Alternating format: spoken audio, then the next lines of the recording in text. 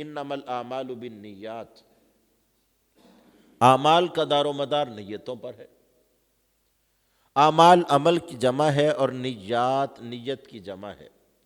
عمل جو ہوتا ہے یہ ظاہر ہوتا ہے، بندہ جو کرتا ہے، اور نیت جو ہوتی ہے یہ مخفی ہوتی ہے۔ نیت کہتے ہیں ارادۃ القلب کو، دل کے ارادے کو۔ اب دل میں ارادہ کیا ہے یہ اللہ جانے یا وہ بندہ جانے، کسی شخص کو تو علم نہیں ہے۔ ہاں جب وہ اپنے ارادے کا زبان سے اظہار کرتا ہے، میرے دل میں یہ خواہش ہے، یہ ارادہ ہے، یہ آرزو ہے، تو وہ ارادہ قلبی کو اظہار کی زبان بخشتا ہے۔ اصل ارادہ وہی ہے جو دل کا ہے، زبان سے صرف یہ بتا رہا ہے کہ یہ میرا ارادہ ہے۔ تو زبان سے کہے ہوئے الفاظ نیت نہیں ہوتے، دل کا جو ارادہ ہے وہ نیت ہوتے ہیں۔ ہاں یہ الفاظ نیت کے اظہار کے لیے ہوتے ہیں کہ اس کو ظاہر کرتے ہیں اور بتاتے ہیں۔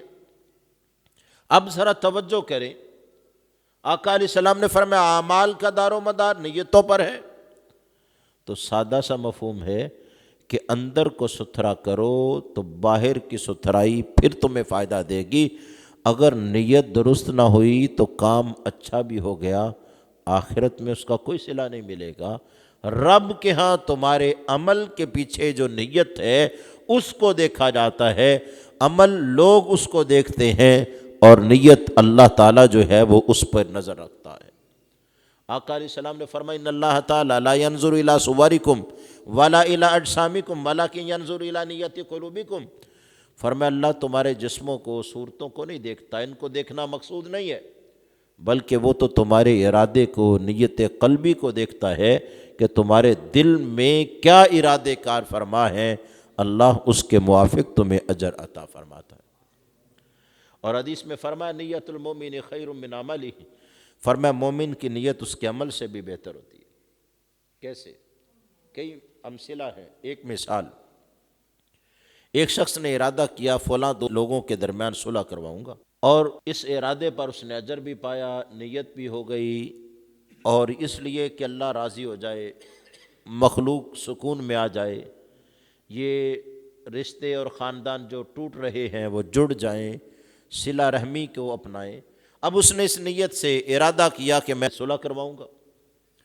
اب جب صلح کے لیے نکلا اور ان کے پاس گیا تو کسی نے بتایا ان کی صلح تو رات کی ہو چکی ہے، یہ آپس میں مل گئے ہیں، کدورت ختم ہو گئی ہے، نفرتوں کی جگہ محبت کی دیواریں چن دی گئی ہیں۔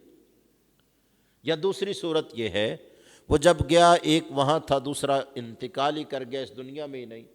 اب اس نے ارادہ تو کیا یہ کام کروں گا، لیکن کر نہیں پایا۔